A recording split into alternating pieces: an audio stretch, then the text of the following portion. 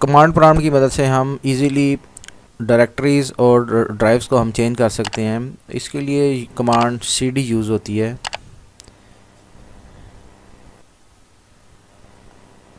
अगर मैं यहाँ टाइप करता हूँ cd डबल डॉट, तो ये करंट डायरेक्टरी को चेंज कर देगी और वन स्टेप ये पीछे ले जाएगी, यानी कि मेन आपकी विंडोज़ फोल्डर में ये आ जाएगी। इसको मैं एंटर करता हूँ, ये देखें।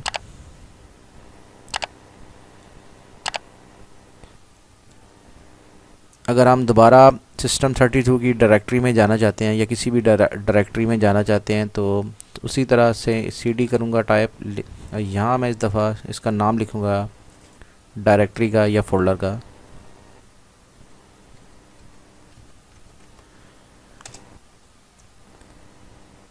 इस केस में आपने देखा है कि ये अब system32 के अंदर ये आ चुका है।